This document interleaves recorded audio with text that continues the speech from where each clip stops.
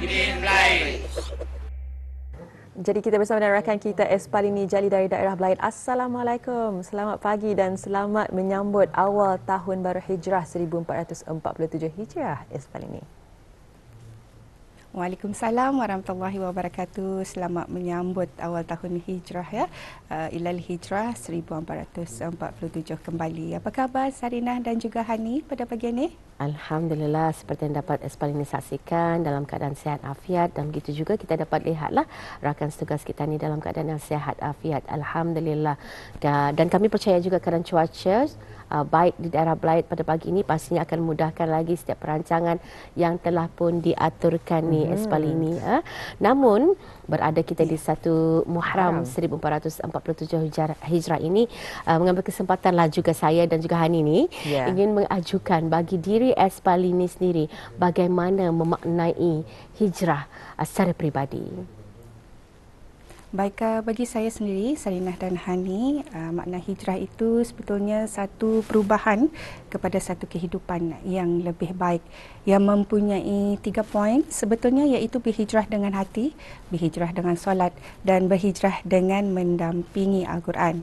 Tetapi dengan adanya niat akan adanya kesedaran. Jangan hanya berniat saja, tetapi perlu dilakukan dengan amal perbuatan sesuai dengan niat yang kita lakukan. Masya Allah. Jadi semoga dipermudahkan segala penghijrahan ke arah kebaikan yang telah pun cuba diusahakan yang akan terus diusahakan. Baik, kita difahamkan ada wawancara yang akan diadakan ni di daerah Belaid. Jadi kita serahkan kepada Espalini. Silakan. Baik, terima kasih rakan setugas kita Sarinah dan Hani. Bismillahirrahmanirrahim. Assalamualaikum warahmatullahi wabarakatuh. Selamat pagi, salam sejahtera, salam Jumaat dan salam ilal hijrah. Alhamdulillah, bersua kita kembali menerusi rampai pagi yang kami bawakan dari daerah Belaid, penghulu segala hari. Semoga dibukakan pintu-pintu rezeki, dimakbulkan semua doa-doa kita dan semoga apa punca perancangan yang kita rancang akan berjalan dengan lancar. Dan seperti telah pun dikongsikan sebentar tadi, alhamdulillah pada pagi ini kami akan bawakan satu segmen sesi wawancara sebetulnya sempena Ilal Hijrah yang membawakan tajuk Semarak Hijrah Mencapai Kecermelangan yang Mampan. Dan alhamdulillah pada pagi ini bersama kami maafkan saya, ialah tetamu kehormat Ustaz Haji Muskrisman Safari bin Haji Mustafa, Pegawai Perkembangan Agama. Assalamualaikum Ustaz. Waalaikumsalam warahmatullahi wabarakatuh. Apa khabar pada pagi ini? Alhamdulillah. Apa khabar Espalini? Alhamdulillah. Baik, terima kasih Ustaz sudi meluangkan masa bersama kami Alhamdulillah mengenai sempena Ilal Hijrah pada pagi ini. Dan mungkin boleh kita ajukan soalan mengenai peristiwa hijrah Rasulullah sallallahu alaihi wasallam menjadi suatu peringatan ke arah pembentukan kepribadian seorang Islam itu sendiri. Jadi apakah yang boleh diambil pengajaran daripada peristiwa hijrah ini dalam membentuk akhlak seseorang? Silakan, Alhamdulillah. Terima kasih Espalini dan juga para penonton kita di luar sana. Auzubillahi samil alim minasyaitonir rajim. Bismillahirrahmanirrahim. Assalamualaikum warahmatullahi wabarakatuh. Alhamdulillah wassalatu wassalamu ala Rasulillah wa ala alihi wa ashabihi wa man tabi'a wala amma ba'. Pertama sekali ingin diucapkan selamat melangkah ke tahun baru Hijriah 1447. Jadi di sini memang saban tahun kita akan mengingati peristiwa yang berlaku kepada baginda Rasulullah SAW dan juga para sahabat yang lain. Jadi bila kita ni mengatakan tentang hijrah tersebut, saya ingin memetik terlebih dahulu daripada firman Allah Subhanahu Wa Taala, iaitu daripada surah An-Nahl ayat 41. A'udzubillahi minasyaitonirrajim. Bismillahirrahmanirrahim. وَالَّذِينَ هَاجَرُوا فِي اللَّهِ مِنْ بَعْدِ مَا ظُلِمُوا لَنُبَوِّئَنَّهُمْ فِي الدُّنْيَا حَسَنَةً وَلَأَجْرُ الْآخِرَةِ أَكْبَرُ لَوْ كَانُوا يَعْلَمُونَ. Sadaqallahul Aliyul Azim. Maknanya di sini, dan orang-orang yang berhijrah kerana Allah. Ingat, maknanya orang-orang yang berhijrah kerana Allah sesudah mereka diinyayah, maknanya ditimpa musibah oleh musuh-musuh, maka kaminya Allah Ta'ala katakan tentukan dan menempatkan mereka di dunia ini di tempat yang baik. Maknanya di mana? Di tempat Madinah. Sebab itu kan penganiayaan itu berlaku di Mekah. Lepas itu Allah memerintahkan untuk berhijrah ke Madinah, untuk ni kita ni ada tempat yang boleh menerima mereka. Okey, lepas itu sesungguhnya di akhirat nanti ada pahala yang amat besar kalau mereka itu mengetahui. Baik, jadinya kita ni melihat di sini apa yang kita ni perolehi iktibar daripada berlakunya peristiwa Isra Mi'raj dalam pembentukan akhlak seseorang. Ingat balik, baginda Rasulullah SAW memang innama bu'ithtu liutammima makarimal akhlak. Kita ni lihat di sini Allah mengutuskan baginda Rasulullah untuk menyempurnakan akhlak. Tapi akhlak mana yang kita perolehi? Pertama sekali, dalam peristiwa hijrah Rasulullah SAW, Rasulullah sendiri tidak akan melaksanakan perjalanan. Ini maknanya ia ada sebagai satu pengajaran dalam hidup kita ni.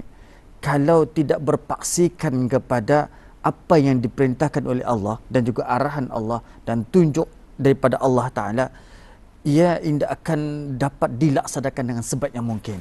Tetapi waktu itu apabila Abu Bakar radhiyallahu an bertanya kepada Rasulullah, "Ya Rasulullah, izinkan aku kan berhijrah."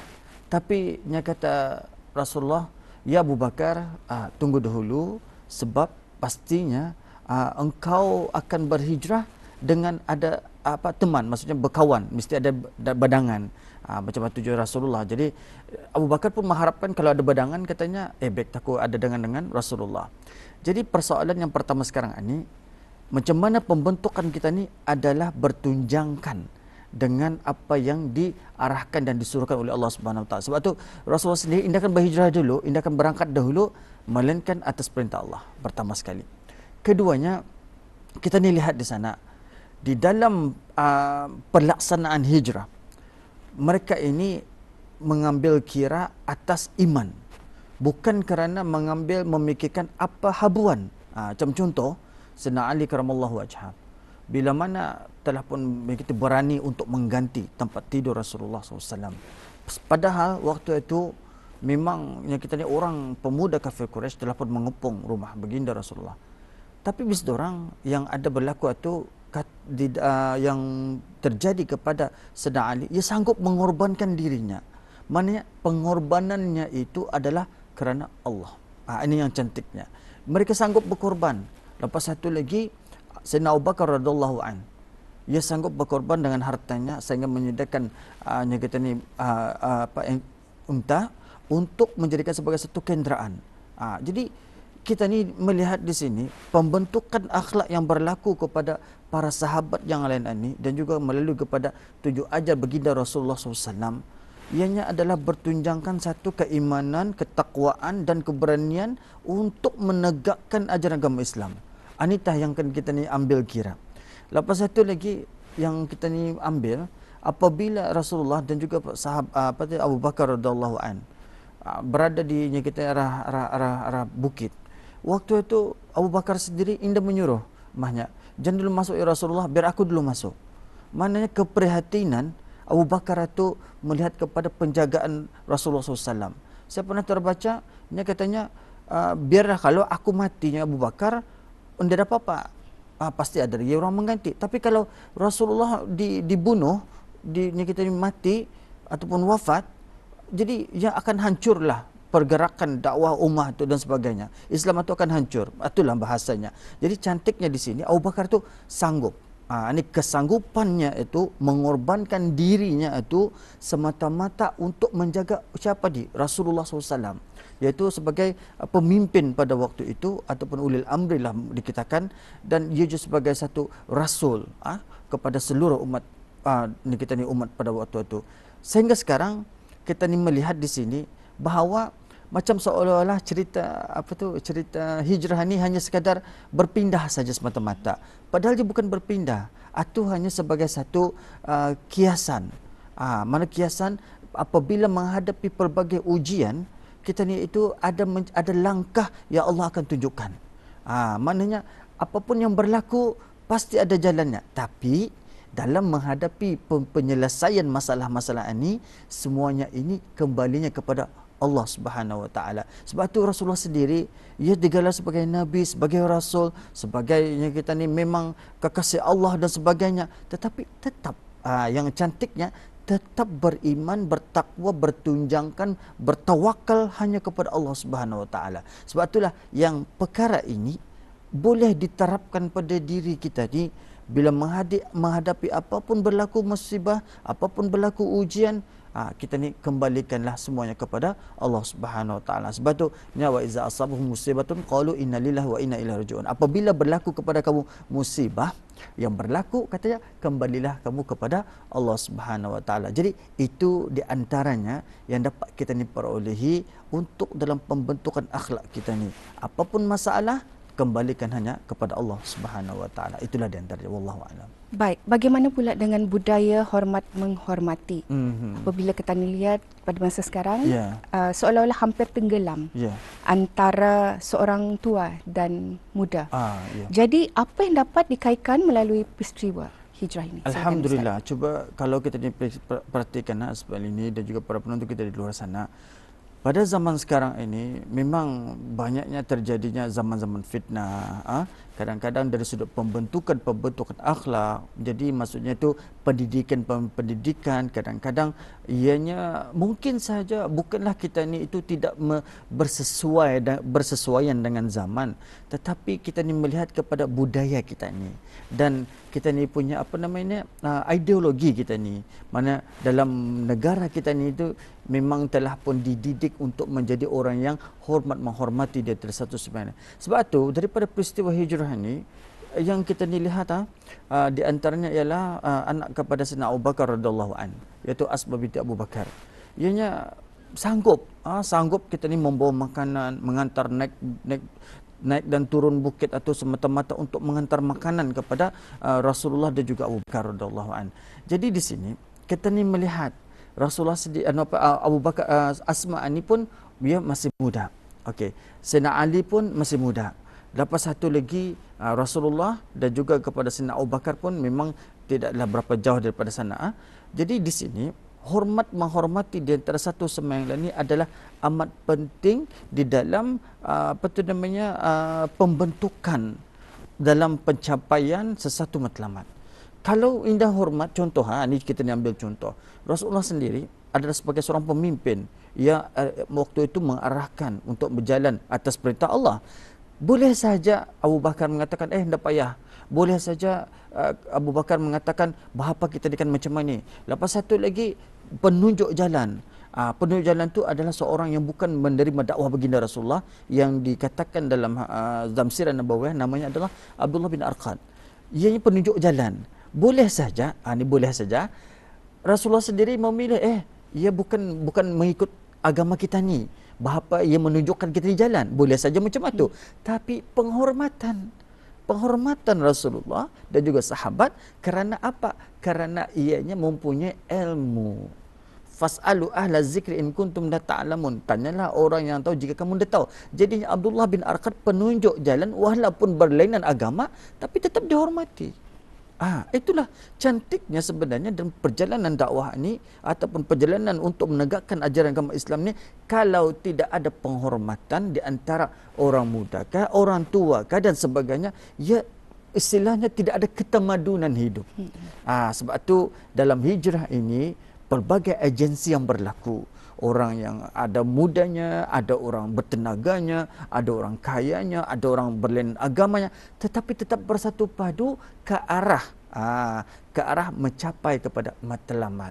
Iaitu matlamat apa? Matlamat untuk berhijrah seperti mana yang diperintahkan oleh Allah Subhanahu Wa Taala. Sebab itu semasa dalam perjalanan itu, para sahabat sudah setiap hari menanti. Setiap hari selepas solat subuh mereka keluar untuk menunggu. Tapi keingatkan balik, cuba bayangkan mengikut sirah Nabawiyah karangan Ibn Hisham, sepanjang tempoh itunya orang Islam ini, orang Ansar dan juga beberapa orang Muhajirin menunggu selepas subuh sampai kepada waktu kita kalau matahari sudah panas baru orang masuk ke dalam. Akhirnya siapa yang menjumpai yang pertama? Yang menjumpai yang pertama sekali adalah orang Yahudi. Yang mana Rasulullah ketika masuk, orang Yahudi itu mengatakan, telah datang kepada kamu orang yang kamu tunggu. Maknanya penghormatan yang berlaku itu telah dididik melalui daripada apa yang dididikan oleh kepribadian Rasulullah SAW. Itulah di antara lainnya. Wallahu a'lam. Baik, seterusnya Ustaz, pergolakan dunia semakin menakutkan. Masya Allah. Hilangnya ketamadun manusia ke arah kecermelangan hidup amat membimbangkan. Jadi sebagai umat Nabi Muhammad sallallahu alaihi wasallam, apa yang perlu diambil panduan dan iktibar melaluinya? Alhamdulillah. apa yang perlu kita ni ambil pada zaman sekarang ini ialah memang sesuatu pergolakan kehidupan. Kita ni nampak sekarang ini beberapa pengajaran yang kita ni nampak, dan juga tanda-tanda hari kiamat pun nampaknya sudah pun macam makin menyasar kepada benak pemikiran kita dan juga pandangan mata kita. Jadi inilah memberikan sebagai satu yang mengerikan dalam hidup kita ni. Jadi persoalannya apakah persediaan kita? Persoalan saja. Jadi maksudnya di sini pengajaran yang telah ditunjukkan oleh Allah Subhanahu Wa Taala kepada kita ni berlakunya kepada wabak yang berlaku. Sekarang ini kita digemparkan lagi dengan berlakunya peperangan di sana sini dan sebagainya. Jadi kita ini melihat daripada mata kasar.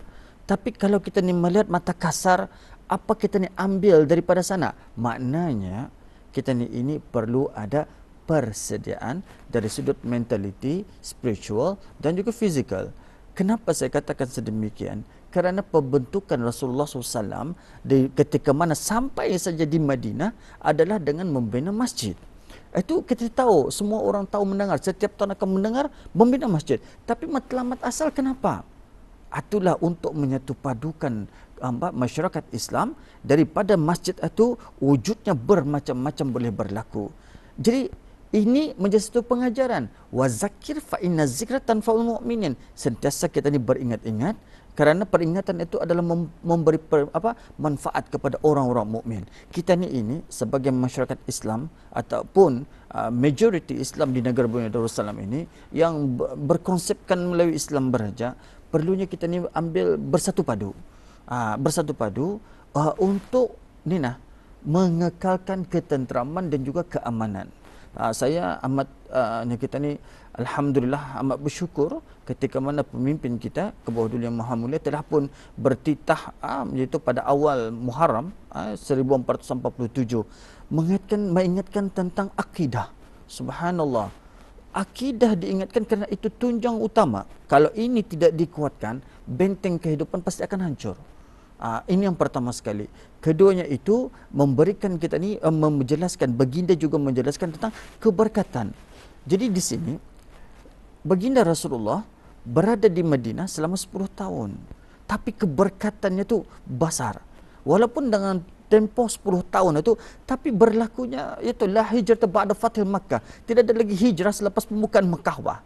Maknanya dapat ditakluki Islam tersebut walaupun dalam tempoh macam itu. Tapi bukan perkara yang mudah. Begitu juga diri kita ni. Kita ni sebagai masyarakat Islam ataupun masyarakat di Brunei ini, siapapun ianya, apapun beza agamanya, kalau kita ni bersatu padu, ya insya-Allah kita ni akan dapat mengekalkan keamanan ini. Dan inilah yang cantiknya, kita sentiasa untuk mengingati Allah Subhanahu Wa Taala di radio, di TV, televisyen, di masjid-masjid, pastinya menghidupkan dan sentiasa menyemarakkan dengan kalimah Allah. Itu cantiknya. Lepas satu lagi, azan ia akan sentiasa dikumandangkan. Jadi ini kita ni mengharapkan kepada keberkatan dalam negara kita ni.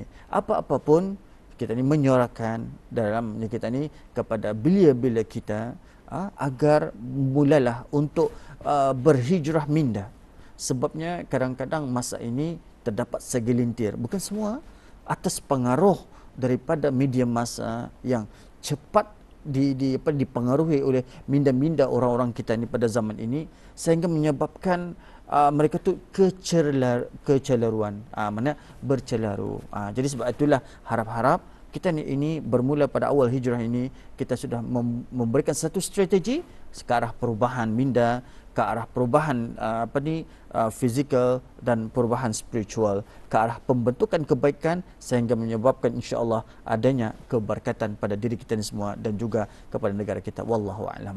Alhamdulillah. Ustaz, terima kasih diucapkan kerana sudi meluangkan masa bersama kami pada hari ini mengenai sempena Ilal Hijrah 1447.